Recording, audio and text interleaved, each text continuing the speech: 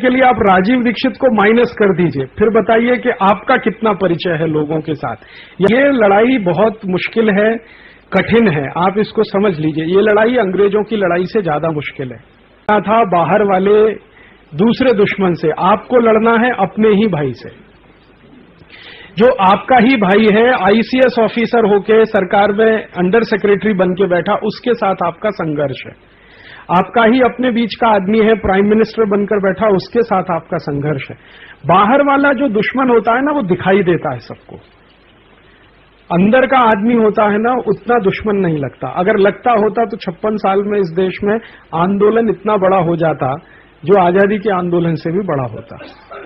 अभी अंदर देश के लोगों को क्या लग रहा है, देश के अंदर जो मानस में करंट है वो ये है, भाई ये सरकार खराब थी, अब एक नई सरकार लाके देखो। वो खराब थी, अब इसको लाके देखो।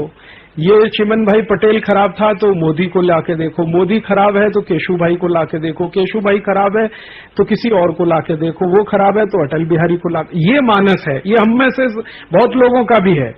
ये मैं आम आदमी की बात कर रहा हूं तो इंक्लूडेड हम सब हैं, हम सभी हैं। मेरे जैसे हिंदुस्तान में बहुत कम लोग होंगे जिन्होंने आज तक किसी को वोट नहीं दिया। मैंने मेरे वोटर राइट का आज तक इस्तेमाल नहीं किया, क्योंकि मैं मानता नहीं कि अटल बिहारी वाजपेयी या सोनिया गांधी दोनों में से कोई अच्छा है। वो अच्छा इसलिए नहीं हो सकता कि जो सिस्टम चलाने के लिए वो जाने वाला, वो सिस्टम ही खराब है। अब अटल बिहारी वाजपेयी कितना भी अच्छा और गुणी आदमी हो, लेकिन सिस्टम जिसको वो चला रहा है वो तो इतना ही खराब है जितना वो अंग्रेजों के जमाने में इरविन चलाता था। जब इरविन ने चलाया वही अटल बिहारी वाजपेयी चलाते हैं, वही सिस्टम सोनिया गांधी चलाएगी, और वही सिस्टम आप में से कोई जाएगा तो चलाएगा। जब सिस्टम खराब है तो अच्छे आदमी का कोई मतलब नहीं है वहां जाने का। तो लड़ाई तो ये है। अब हमें जो करना है वो ये कि ज्यादा लोगों के मन में हमारे लिए सद्भावना बन जाए। सद्भावना से मतलब क्या होता है? सद्भावना दो काम के, एक तो ये कि कोई हमारा भले साथ में ना आए लड़ाई के लिए, लेकिन रास्ते में रुकावट पैदा ना करे। सद्भावना उसके लिए जरूरी होती है। हम ये अपेक्षा नहीं करते कि शहर वाले हमारी लड़ाई में हमारे साथ आएंगे, या ये 4-5 करोड़ लोग हैं वो हमारी लड़ाई में हमारे साथ आएंगे, ये अपेक्षा नहीं है। अपेक्षा सिर्फ इतनी है कि वो हमारे साथ ना आए, लेकिन जो लड़ाई हमने शुरू की है उसमें रुकावट पैदा ना करें, नहीं तो दुश्मन कई हो जाएंगे और कई फ्रंट पे आपको लड़ना पड़ेगा। एक फ्रंट तो पूरा ऑर्गेनाइज है ही, उससे भी बड़ा आपके ही बीच में से कई लोग निकलेंगे जो कहेंगे क्या फालतू बात करते हो, यही कानून से तो धीरू भाई अंबानी इतना अच्छा हुआ है, तुमको क्या प्रॉब्लम है? यही कानून से टाटा बिरला अगर इतना अच्छा हुआ है तो आपको क्या प्रॉब्लम है? तो ये तब होगा जब आपके प्रति सद्भावना न्यूनतम होगी समाज में। अब यहां सद्भावना तो बहुत दूर की बात है, अभी परिचय नहीं है हमारा। सद्भावना तो तब होती है जब आपका किसी से कोई परिचय हो। अभी तो हमारा परिचय नहीं है। अगर इसको थोड़ी देर के लिए आप राजीव दीक्षित को माइनस कर दीजिए, फिर बताइए कि आपका कितना परिचय है लोगों के साथ, या आजादी बचाओ आंदोलन का आपने कितना परिचय कराया है लोगों से, कितना जानते हैं लोग? अभी भी राजीव दीक्षित माने आजादी बचाओ आंदोलन जानते हैं, आजादी बचाओ आंदोलन माने राजीव दीक्षित नहीं जानते। आप साधारण ट्रेन में कभी सफर करते होंगे, पूछना आजादी बचाओ आंदोलन क्या है तो वो सोचे, और उसको पूछो राजीव दीक्षित, हाँ अच्छा राजीव दीक्षित है। तो वो राजीव दीक्षित को ज्यादा जानते हैं, आंदोलन को कम जानते हैं।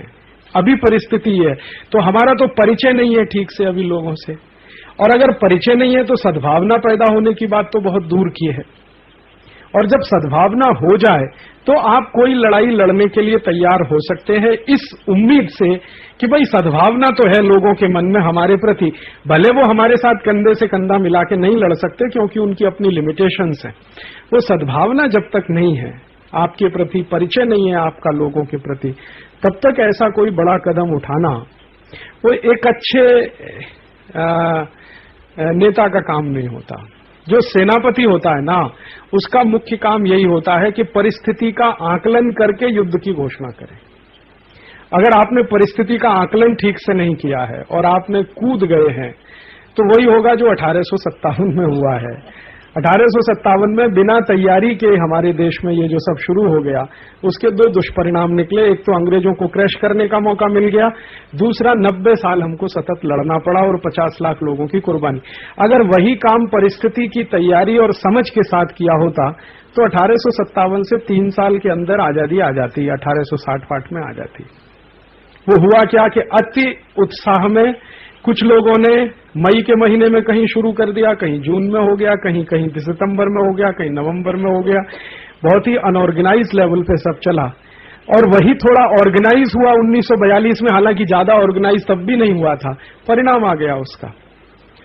वो जितने लोग 1857 में मर गए उतने 1942 में नहीं मरे। 1942 में तो अंग्रेजों की हालत खराब हो गई थी गिरफ्तार करने में, लेकिन 1857 में क्रैश करने में भी उनको कोई तकलीफ नहीं थी, क्योंकि ऑर्गेनाइजेशन कमजोर था। क्योंकि कोई ऑर्गेनाइजेशन नहीं होता है तो ऊपर वाले को क्रैश करने के लिए रास्ता मिलता है। तो अभी तो हम में शक्ति आ जाए, सबसे बड़ी बात तो हमारी अपनी शक्ति की है। हम में अपनी शक्ति आ जाए, थोड़ा आत्मविश्वास आ जाए, हमारा थोड़ा परिचय समाज से हो जाए, समाज के मन में हमारे प्रति सद्भावना हो जाए, तो ऐसे काम करने के लिए हम बिल्कुल फिट होंगे। और अगर ये तैयारी किए बिना जाएंगे तो उसमें यही होने वाला है। देखिए, मैं आपको बताऊं, बेली भाई जो बात करते हैं ना, ये जो वैट का है, वैट का मैं एक कहानी सुनाता हूं आपको। हम लोगों ने बंबई में बड़ा विरोध किया, कई जगह मैंने जाके लोगों को प्रयास किया और बंबई में बड़ा एक सफल काम हुआ कि 25-26 संगठन व्यापारियों के बन गए। अब वो संगठन ने मुझे वायदा किया था, आप जो कहेंगे हम करेंगे, आप जो कहेंगे हम करेंगे, आप आज बोलेंगे तो हम सब घर छोड़ के रात को 12 बजे सड़क पे।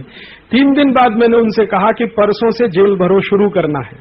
तो वहां 3 कार्यकर्ता थे, एक सुशील अजमेरा, एक राजू भाई बोरीवली के और एक और कोई थे। और उससे 15 दिन पहले उन्हीं व्यापारी संगठनों की बंबई के आजाद मैदान में मैंने सभा संबोधित किया। 30,000 थे। 30,000 की सभा में हाथ उठा के उन्होंने कहा, आप जेल जाने के लिए कहेंगे जेल चले जाएंगे, आप जो कहेंगे करेंगे। और 1 हफ्ते के बाद मैं कह रहा हूं कि बस परसों से जेल भरो शुरू करना है, तो मैंने हमारे कार्यकर्ताओं को कहा कि आप आगे रहेंगे, बाकी सब पीछे रहेंगे। तो अपने 3 कार्यकर्ता थे, वो 30,000 में से एक भी नहीं था। जिनको तकलीफ है वही लड़ने को तैयार नहीं है। परेशानी तो ये है ना, वैट का मुझे तो कोई तकलीफ नहीं है, ना मेरा कोई उद्योग है, ना मेरा कोई इंडस्ट्री है, ना मेरा कोई बैंक अकाउंट है, ना कोई प्रॉपर्टी।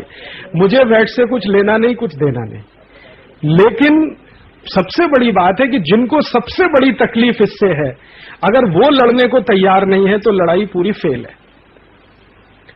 ये जो गांधी जी कर रहे हैं वो क्या कोशिश, वो यही कर रहे हैं कि भाई तुम्हारा प्रश्न है, तुमको खड़ा होना है।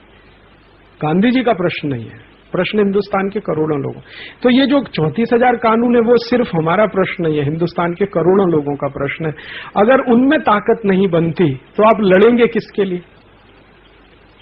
किसके लिए लड़ेंगे? जो विक्टिम है, अगर वो ताकत के साथ नहीं खड़ा होता लड़ाई के लिए, जो डूब रहा है वही अगर हाथ पैर नहीं चलाता बचने के लिए, आप कैसे बचाएंगे उसको? परेशान